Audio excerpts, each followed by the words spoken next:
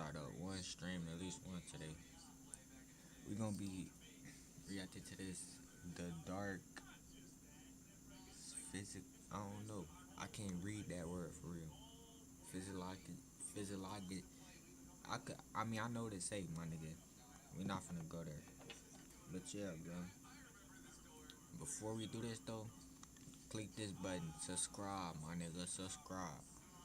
Subscribe. No bullshit. But yeah, I was already watching this shit. I just had to start a stream up. Let's see what this time about though. Also have trouble waiting for your turn to speak or do something. One of the major issues that arises with ADHD is everyone misunderstanding you, especially when it comes to the school system. If the ADHD is poorly managed or the teachers are unaware, the kid just gets labelled as a bad kid who doesn't pay attention and focus on tasks. This can turn into a self-fulfilling prophecy as the bad kid, resulting in them caring less about school and finding other things to do.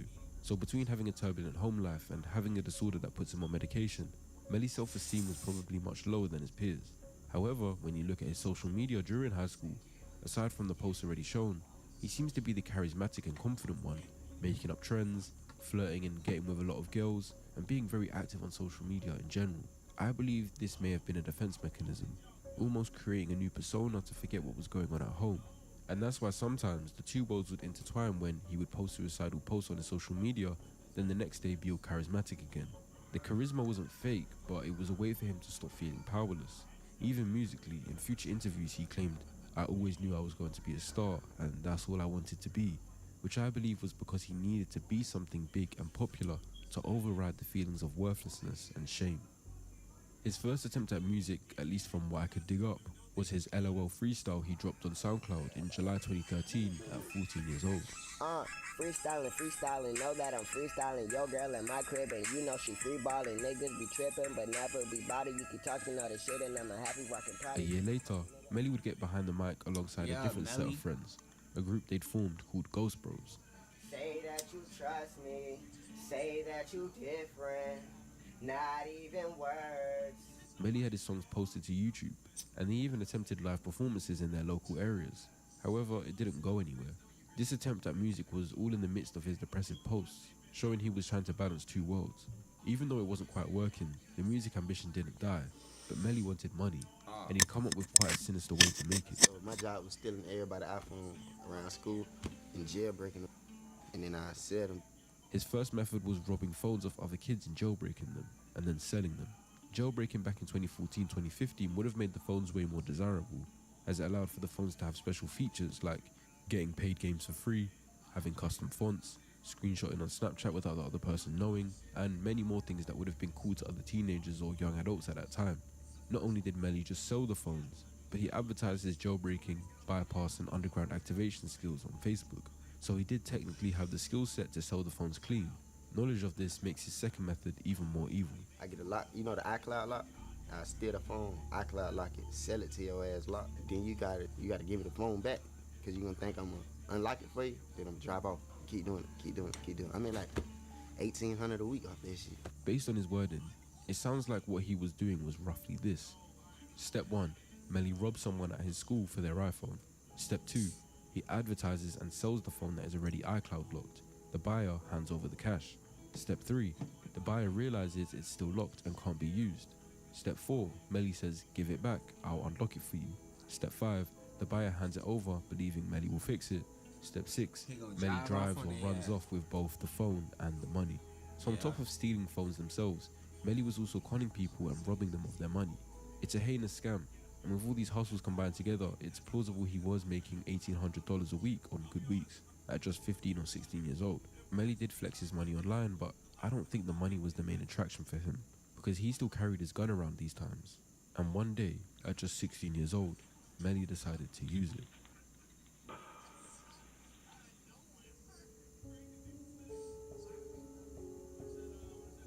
Yeah, I had went to jail for the school shooting thing I did.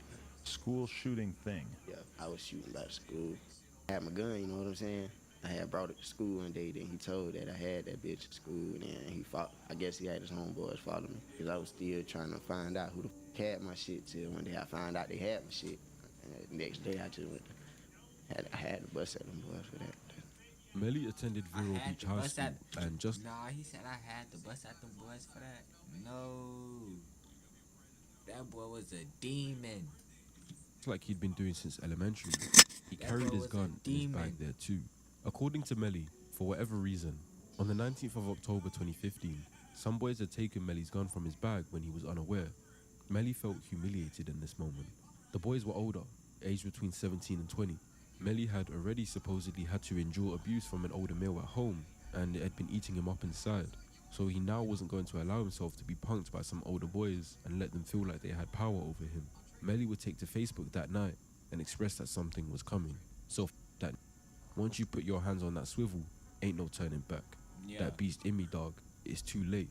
The following day, around yeah, 2:26 nigga. p.m., just Yeah. outside of his high school, Melly fired a shot at 3 boys and missed. The shooting instantly made noise in the neighborhood, and Melly would post a link to an article titled "Shots Fired Place Vero Beach High School on Lockdown." Melly would caption the post with a simple "Oh." The boys would end up snitching on Melly, and he was arrested the same day. Detectives tried to get the truth, but they didn't get much reasoning. Instead, they got a preview of how Melly was going to handle himself in jail.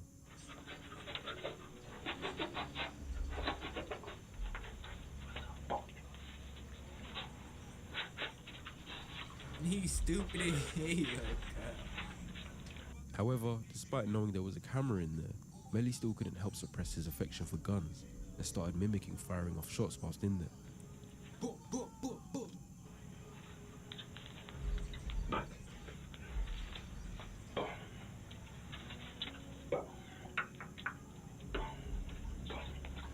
Although not in the first interrogation I was able to watch, Melly did eventually give up the gun's location and a semi-automatic weapon was recovered.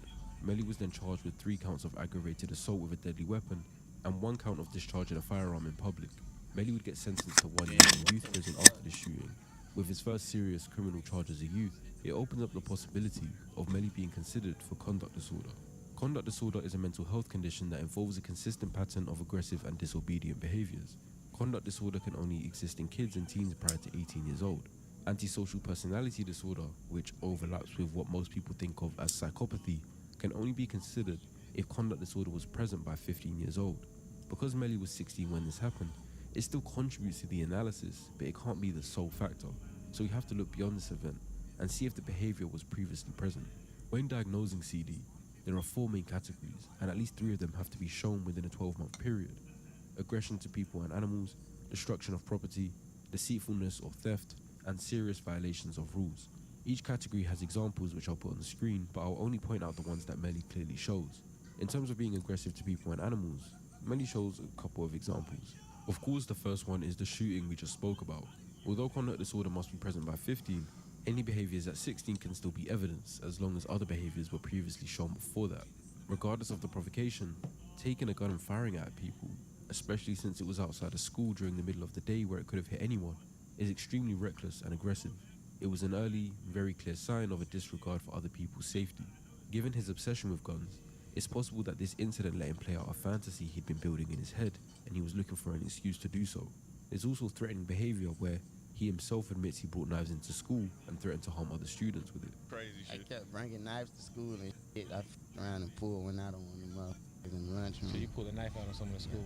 There was also a post in July 2015, only 3 months before the actual shooting, where he says, "Whole school getting up tomorrow." This could have been a joke, but if I was armed with the knowledge that Melly carries guns in his lunchbox and that he's potentially depressed and suicidal, and then he posts something like this, I'll think twice before coming into his class.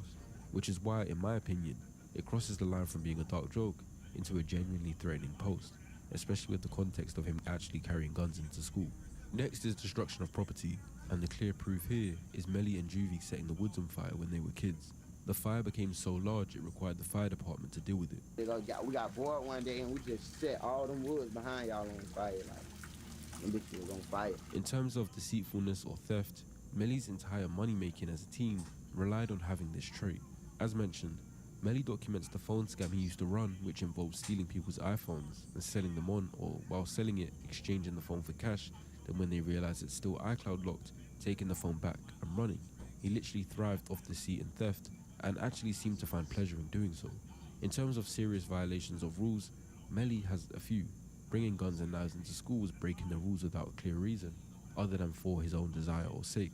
He was also truant, as he admits in an interview that he used to bunk school as he didn't feel like it was for him. So you gradually stopped going to school? Yeah, I was skipping that and shit. I put up with some money there. I put up to school. So you're not going to school at all? You're not eating lunch? Like high school, nah. Yeah. There's also proof of him running away, as he had a Facebook post saying he wanted to run away from home again because that was fun. All of these behaviors occurred during Melly's teenage years, with a high likelihood of one from each category happening within a 12-month period. Even Bro, this nigga Melly was crazy, cuz. outside of Facebook posts or interview proof.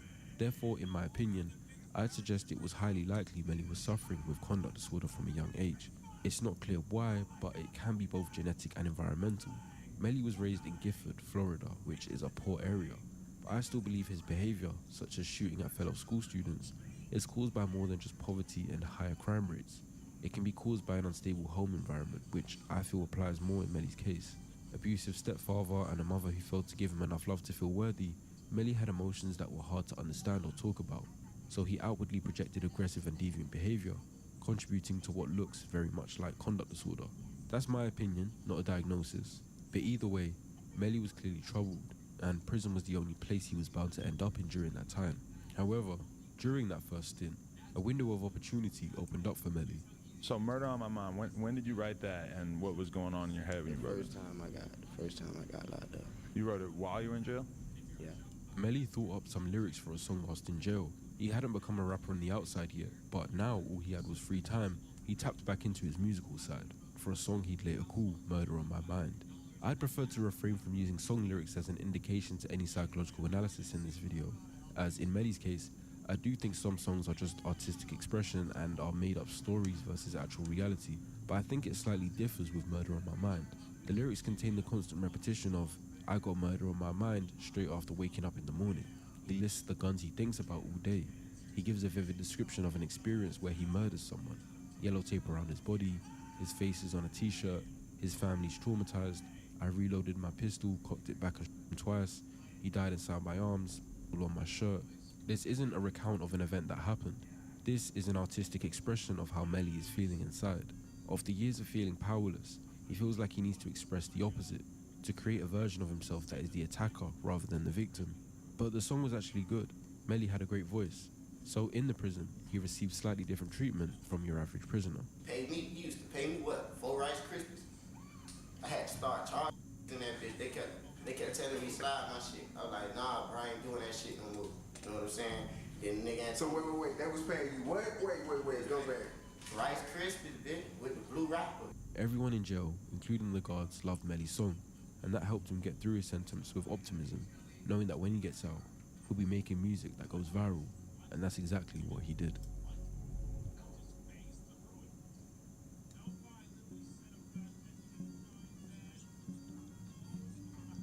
Melly served his 1-year sentence, coming out 15th of October 2016. The very next day, Melly would post a video on Facebook. You know I love it when I'm next to you, riding through the 772. A video of him singing the lyrics a cappella to a song he'd later officially released called 772 Love. 5 minutes after posting, YNW Melly commented, going viral. And he was right. Well, kinda. The video would get tens of thousands of views, and a month later, he'd post the official audio of the song. This even caused it to become a little challenge. Girl, you know I love it when I'm next to you, riding through the 772. The feelings that I got for you is true. So baby, let me cater to you. This wasn't a violent type of anthem like the one he was singing in prison. It was a Loverboy song. And from here, it was obvious that Melly was going to be different from other rappers because of his melodic voice. Over the next few months, he'd work on his sound, and most importantly, his song Murder on My Mind was being perfected, as he was finding the perfect instrumental and even the pace of the song, as before it used to have a slower version, one that he previewed in a car alongside his boys Sack Chaser and Portland. Every time I wake up in the morning, I got murder on my mind. AK-47. Hey, please don't give me no copyright, no nothing. No nothing, it's not me. AK-47, Mac 11. He'd officially released the song in March 2017. dropping the song on both SoundCloud and YouTube. He was able to finally release his dark inner feelings for the world to hear, but the courts didn't take too kindly to the lyrics. And 2 months later, Melly would be set to be taking a trip back to his program after failing a urine sample drugs test. I had a piss violation, but I kept passing them, so they couldn't use that against me, man, because I was on probation.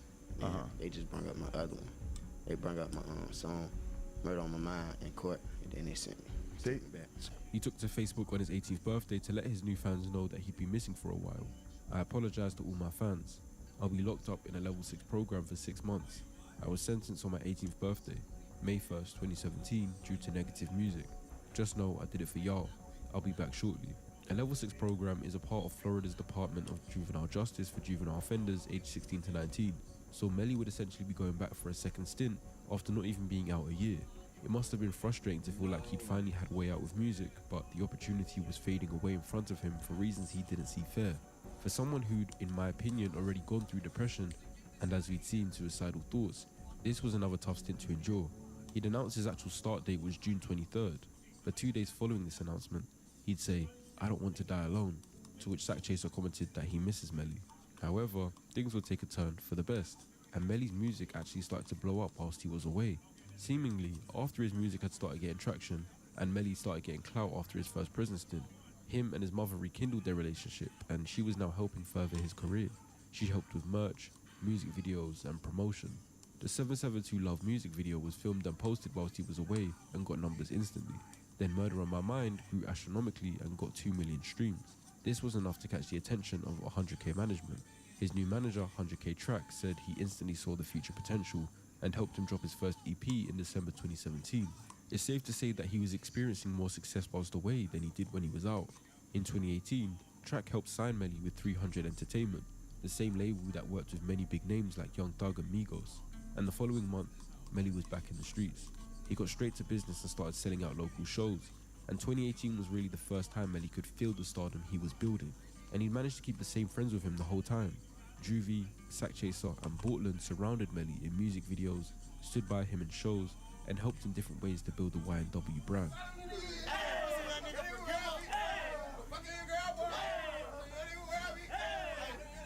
He'd even get Sack and Juvie's name tatted on his face. So what you got tattooed on your face? Tell me about it a little bit. No, I got Sack Chaser right here. That's my brother. That's my twin. Okay. I got Juvie. Juvie? Yeah, my brother. Just a lot of your friends who passed? Yeah. Nah, them my niggas right there. Oh, okay. My brothers right there. My bad. I wouldn't get none of my friends tattooed on my face until they died. Yeah, I'm not a good friend like you are, apparently. Throughout 2018, Melly was growing in different areas. He'd got a new girlfriend, Mariah Hamilton. He'd got a new house. Alright, y'all, fuck that Florida up showing off y'all new chain and shit. I got new chain too. But look at my motherfucking house. Look at my motherfucking house, bitch. My motherfucking house, man. Look at my motherfucking house. And he was making appearances on big platforms like No Jumper and Genius. So now I'm thinking like, boom, shoot it in the head, and his head just cracked open, and his brain just like. In August, he dropped his first album, I Am You, which was well received. He spoke about his aspirations to win Grammys and even move into the acting world and win Oscars. What's the next 5 years looking for you? Ooh, the next 5 years, I need at least like 3 Grammys, 3 Grammys in 5 years? 2 Oscars. Okay. But the same month this interview took place, tragedy would strike. They took my brothers from me over jealousy. I know y'all watching over me. They want to see me break down or stop or in jail or a box. But my guys still need me. Their parents still need me. Their family need me. Till we meet again, my twins, my slimes. This was Melly's post the day after both YNW Juvie and YNW Sack Chaser were shot and killed. YNW Portland would originally tell police that he was driving them home when a car pulled up and shot at them. No mention of Melly. I'm not going to turn this into a full true crime breakdown of the investigation. My focus is the psychology behind what happened, but it's important to understand what's going on for context. Portland's story was a lie. Melly was in the car, as it later be shown on CCTV that after a studio session they all entered the car together. Portland front left driving, Sack Chaser front right passenger, Juvie back right passenger, and Melly back left passenger. Prosecutors later called ballistics experts who testified that there was no drive-by, that the bullets came from inside the car, from the back left seat, and that the fatal wounds were headshots to both boys. Whether Melly was still in that seat and fired that gun is not proven. However, cell site phone data suggests he was. Melly hasn't been found guilty of this crime. The trial is set to January 2027, so legally he's presumed innocent. I'm going to focus on his behavior and psychology around this period, and you can decide for yourself how to interpret it. If you want my unfiltered verdict and my theory or motive and an uncensored look at the evidence, check out my Patreon. Over the next 4 months, Melly roamed free as police investigated in the background, and during this time, he got up to some interesting things. When losing your two best friends that you've known since childhood, their remembrance across social media is often present. Especially as a rapper, you'll hear a mention of RIPs in their music, even a tribute song. For example, after King Von died, Dirk made numerous references to him and promised to get revenge on his killers. He kept Von's name alive after his death. This is similar with Meek Mill and his fallen friend Lil Snoop, 21 Savage and his brother Tayman, G Herbo and his friend Jacoby. These guys don't run from the mention of their friends' deaths, especially with members like Sak and Juvie who were so close to Melly.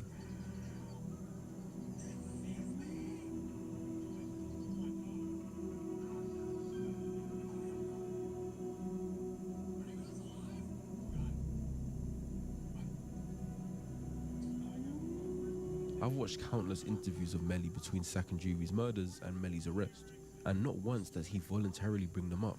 In a Billboard interview conducted a week before his arrest, the interviewer asks, "I know you lost Sak and Juvie back in October during the shooting. Can you speak on what they meant to you?" It was the first time I saw an interviewer ask the question, but Melly gave a one-sentence answer. "That was crazy.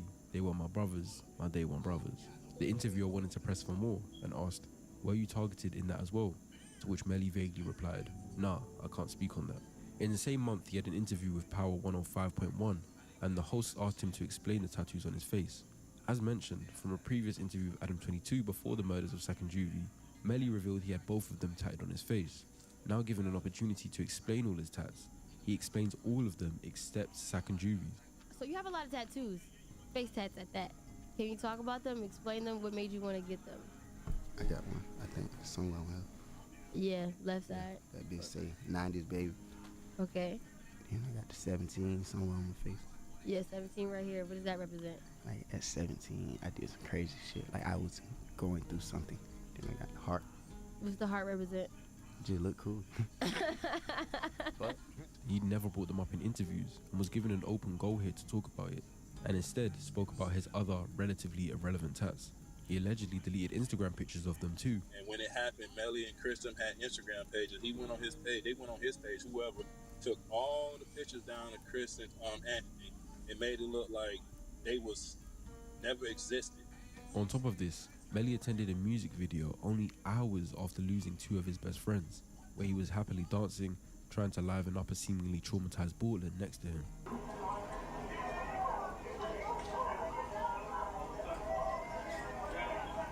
Then according to Juvie's dad, Melly made excuses to miss Juvie's funeral. Melly was seen on an Instagram live with another rapper named Trippie Redd, where he claimed he was on the way. On the way to the damn funeral. You know how that shit go. You know how that shit go, man. Alright. But Juvie's dad said Melly then claimed there was too much traffic, so they turned around. Speaking of the funeral, Melly was on live with Trippie Redd on the way to this funeral, as he put it. Never showed up. Funeral was originally supposed to be on the 10th of November at 11 a.m. They pushed it back to 2 p.m. so Melly could make it, and he ended up not showing up. He claimed that it was a traffic jam on 95 North, but I spoke with some people that made it to the funeral that was left South Florida after him, and they made it. Took the same route to get to Vero, same exit, same everything, and they made it to the funeral and everything, and he did. So we knew that was a red flag, and he was fugazi. Then, according to Sack Chaser's aunt, for Sack Chaser's funeral, Melly missed the actual funeral part, but only came to the repast afterwards, dancing and handing out t-shirts for 15 minutes before leaving. He didn't come to the funeral. He came at, I think, like when we was sitting down eating. Came in dancing, happy dancing. Didn't show his respects to nobody. I remember that day. He made some shirts for Sack, like rest in peace shirts or whatever. Dropped them off and they left. It was probably there, probably like 5-10 minutes. Didn't say nothing to my sister. Didn't come give her a hug. Say, nothing. But whilst he seemingly forgot his brothers over that 4-month period, there was one person he never failed to mention, repeatedly and repetitively.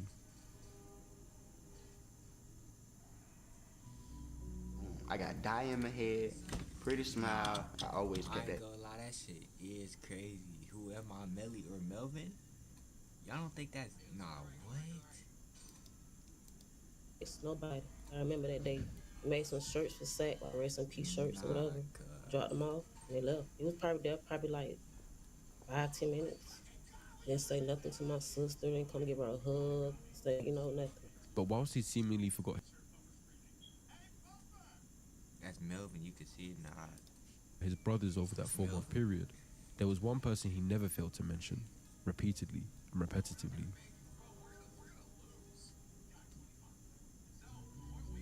I got dye in my head, pretty smile. I always kept that innocent look, you know what I'm saying? Because I didn't want Melly the Menace to be revealed at that time, you know what I'm saying? But the whole time I'm in school, every day, I got my pistol on me in my lunchbox. Sometimes I bring 2 pistols.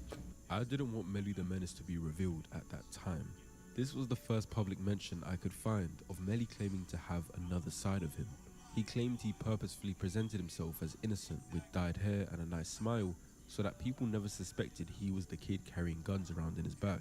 This was before Sack and Juvie's deaths, as they featured in the documentary that this clip is from. But after their deaths, he decided to rename this other side something else. Melvin, my other person inside, Melvin, that motherfucker every day, all day. That's all you think. Some people think about shoes, some people think about weird.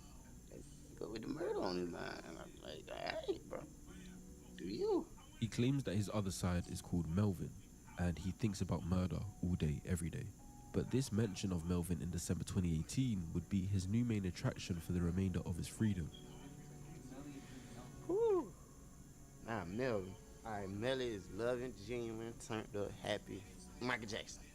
Melly is Michael Jackson. He know how to control his anger and himself. But Melvin, I only let him out at nighttime. Like when the night hits, he really come. And it's like, Melvin is just like, once you play with Melly to a certain extent, Melvin just don't like that. Melvin on your ass. He been inside of me. Like he been in, like mentally, like inside of me, but I ain't have a name for him. Like when I was in the streets. Till one day, he was just, I looked in the mirror, he was like, Melvin. I was like, what the Who am I talking to right now? Am I talking to Melly, Melvin, Mel? Like, who am I talking to? You talking to Melvin, cause I'm mad right now. He got like a contract going on, like I guess he get like 12 hours and I get 12 hours. 12 a.m. I can't control it after that. So it's just like, heat up. Melvin, this other side of Melly, was presented to the public as a genuine condition Melly had.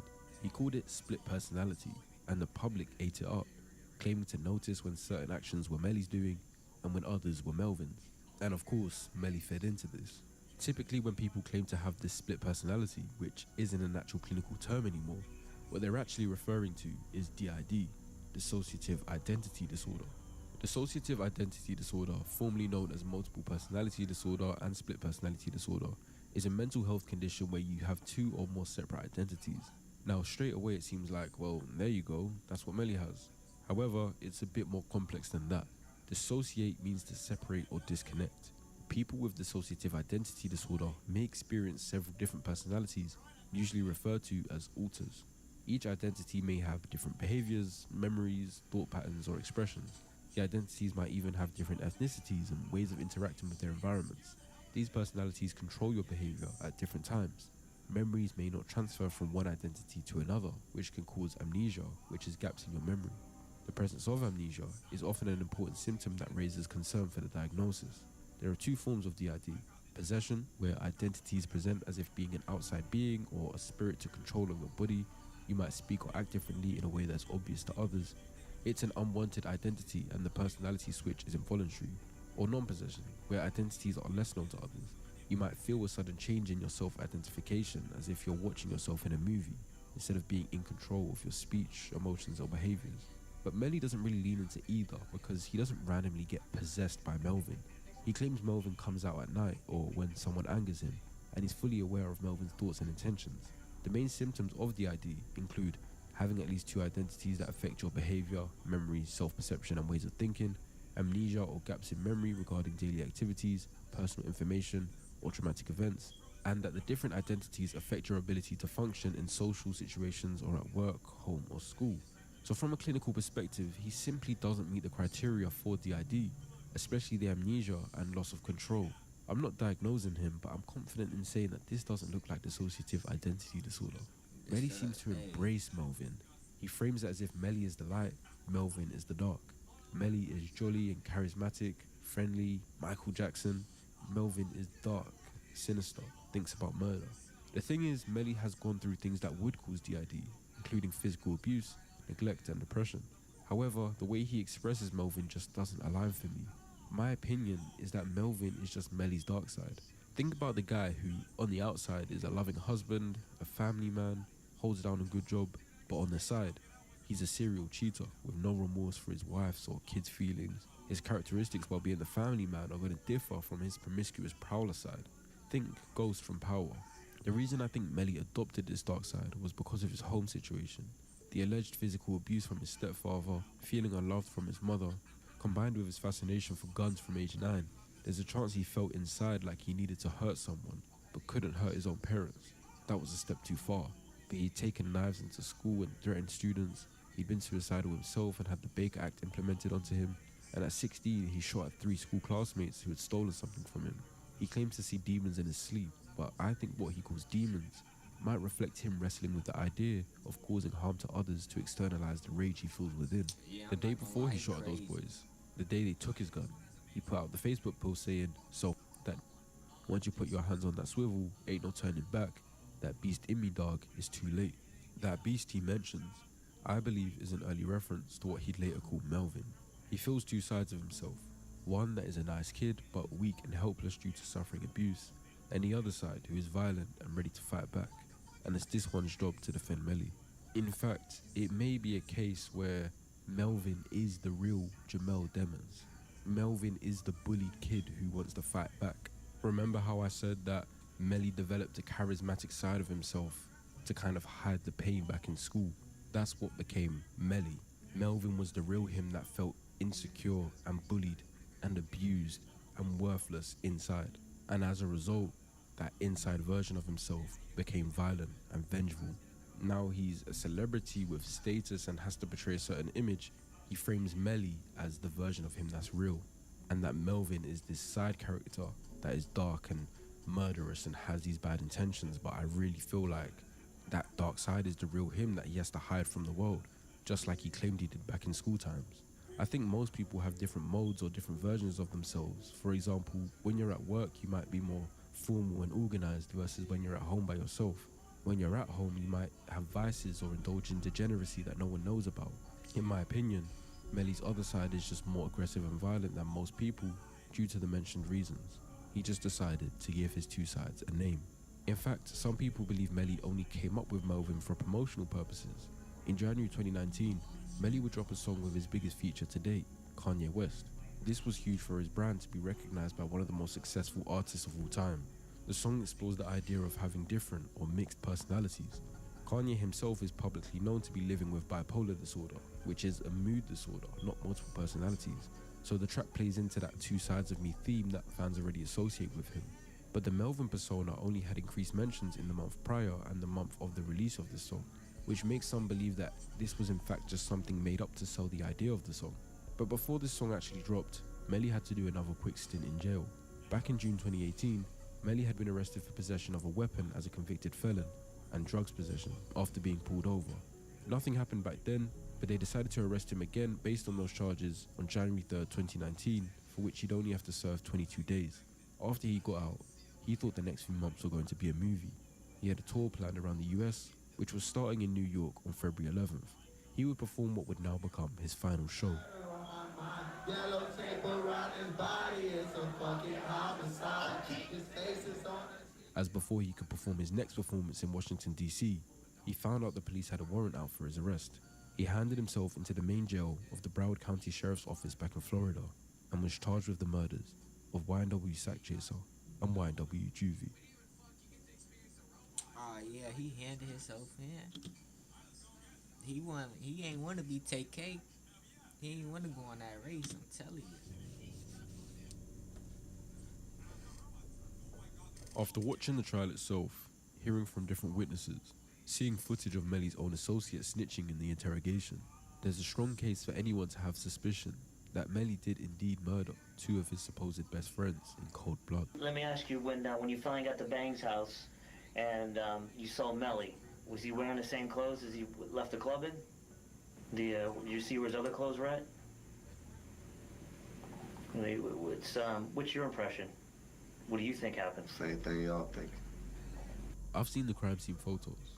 They're graphic. It's an ugly scene.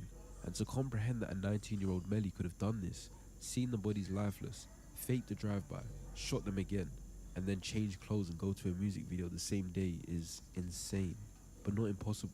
Because Melly hasn't yet been found guilty, I can't speak on his complete lack of empathy to murder friends in cold blood and show no emotion. However, I can look for signs in his other behavior, and when we look at empathy, we tend to look at the big one, antisocial personality disorder, ASPD. In a way, is Melly a psychopath? It's a mental health condition that can affect the way you think and interact with others and lead you to manipulate or deceive people, exploit or take advantage of someone else for your own benefit, disregard the law or rights of other people, and feel no remorse for your actions. The thing is, as I've mentioned, I have to determine this assuming he's not yet guilty of the murders. A one-off event of murder wouldn't make someone a psychopath anyway. As far as we know, it could have been self-defense or someone forcing him to do it, so without context, there's no room for diagnosis. There's no simple self-assessment that can determine whether someone has ASPD, as it requires a rigorous psychological assessment by a professional. However, we can use the advised criteria from the DSM-5 to see if Melly's behavior aligns with it, without confirmation of the murders. He must show 3 or more of the following criteria: failure to conform to social norms concerning lawful behaviors. Melly brought guns to school from age 9, he shot at other students, he brought knives into school and threatened other students. After jail, he failed probation, then as an adult, he's been arrested for gun and drug charges. Deceitfulness, which is lying and manipulation, Melly ran the phone scam that relied on manipulating potential buyers for his own gain. And even if not guilty of the murders, he's been deceitful about his involvement, failing to acknowledge he was even there, despite prosecutors presenting evidence that, in their view, places him in the car. Impulsivity and failure to plan ahead. Shooting at those boys outside the school can't have been very thought out, as it was a very public place and he was caught that same day, found hiding in his friend's house. Irritability and aggressiveness. He's guilty of shooting at classmates, threatening people with knives, and having generally aggressive behavior, so he does show this pattern, but I'm not fully convinced it's pervasive enough to tick this criterion with confidence, so I'll leave this one off. Reckless disregard for the safety of self or others. Shooting outside the school with other students around, bringing knives into school and threatening other people, carrying weapons around illegally as an adult, all point to this. Consistent irresponsibility, not proven enough, lack of remorse. Now with this one, there's actually a few examples that, apart from the murders, do show this. When talking about the school shooting incident, he blames the boys for taking his rather than realizing that what he did could have harmed them physically and mentally. Because I was still trying to find out who the had my shit till one day I found out they had me. And the next day I just had to bust at them boys for that. He also talks about the knives and threatening in a casual, somewhat jokey manner. Some terrorist type. Yeah, like what the fuck? You said terrorist? Yeah. I was crazy. I was crazy. I was about to... It's my neck. It's her neck. After robbing people's phones and making money off it, he flexed the money on social media.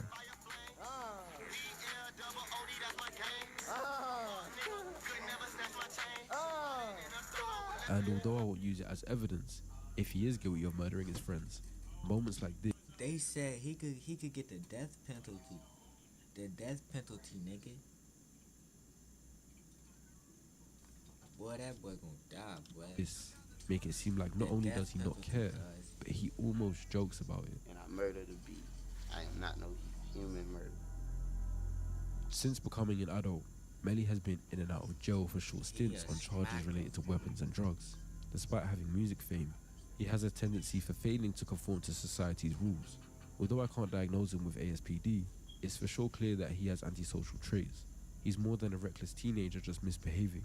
ASPD doesn't have a simple root cause. It can be genetic, however the actual responsible genes have not yet been identified, but it can also be environmental. Someone may be more at risk of developing the condition if they are male, experience trauma or abuse in early childhood, have a lower academic performance compared to their peers, and spent time in jail or prison.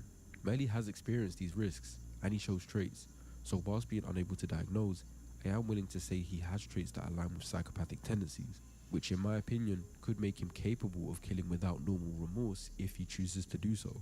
This is also because he shows callous unemotional traits.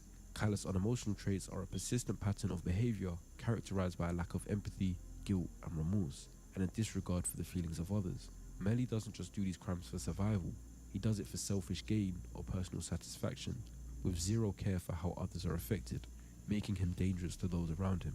But the fact he gets seemingly so much satisfaction out of what he does causes me to look at something else.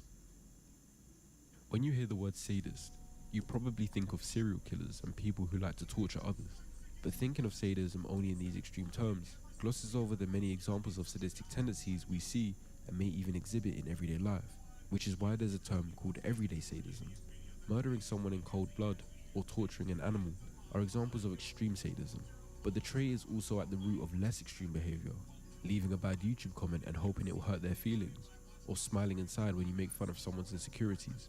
Sadism is defined by the American Psychological Association as getting pleasure from inflicting pain, humiliation, and suffering on others. If we're talking about someone as a full-blown sadist in the extreme sense, that usually means very severe behavior. But everyday sadism is about the same basic enjoyment of others' suffering, just in smaller, more socially acceptable forms, as everyone has a slight bit of sadism within them on a spectrum. Schadenfreude is the pleasure derived by someone from another person's misfortune, like when you watch someone slip and fall and you laugh.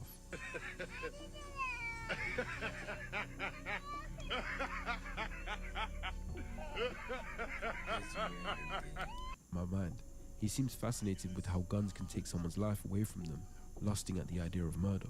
You up that Adam and bust his ass. That's his soul in it. Like, it's death in this motherfucker. You know what I'm saying? All I gotta do is up this motherfucker and your ass just you disappear. To be honest, the whole Murder on My Mind song is one big sadistic fantasy.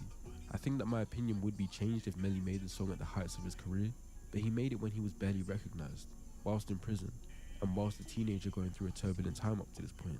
And with the context of him being obsessed with guns, playing with the idea of suicide, slight hints at hurting people, even playing out the fantasy by shooting at schoolmates, it wouldn't be a far stretch at all to say he meant the lyrics he was saying. He really does fantasize about murder. But aside from focusing on song lyrics, I wanted to see if there was any indication prior to music.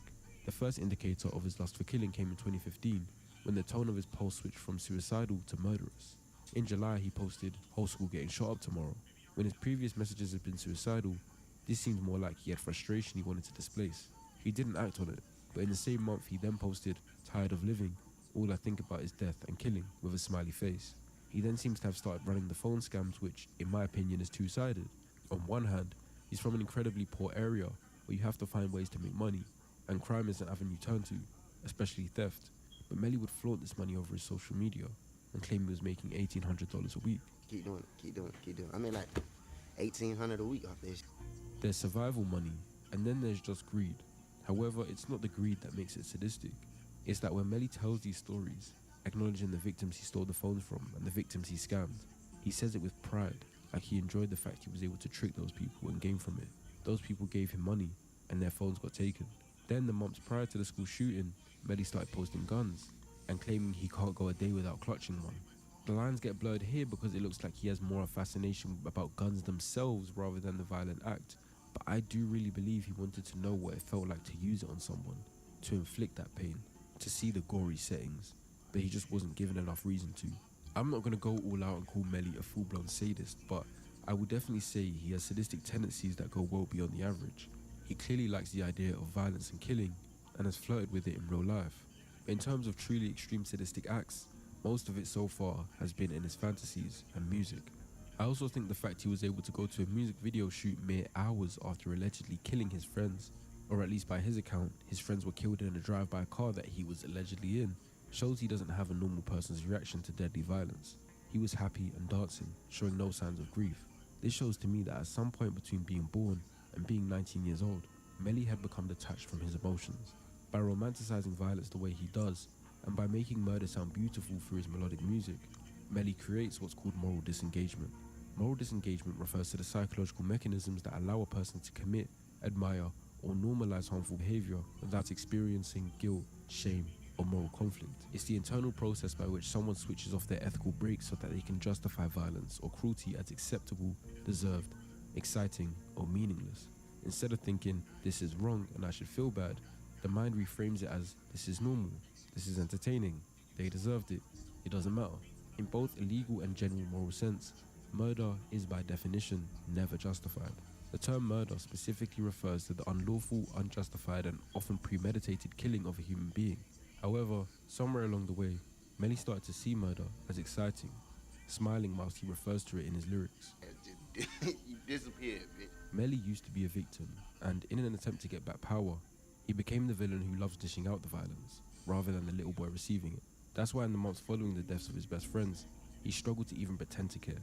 His morals and emotions are too far gone. If he did kill those boys, the combination of antisocial traits, sadistic tendencies, and moral disengagement would fit with someone who could detach emotionally from the act, possibly even take a kind of satisfaction in it, whether premeditated or in the heat of the moment. I hope that one day we do find the truth behind the murders of Sak and Juvie, not just if Melly did it, but if so. Nah, for real. Nah, that shit crazy. To be honest, we all know he did it, but it is what it is, gang. Subscribe so niggas can hit 1,000 subscribers on YouTube. And yeah, we're gonna keep on, you feel me? Gonna keep on streaming and shit. But yeah, for that nigga, he crazy. He definitely killed his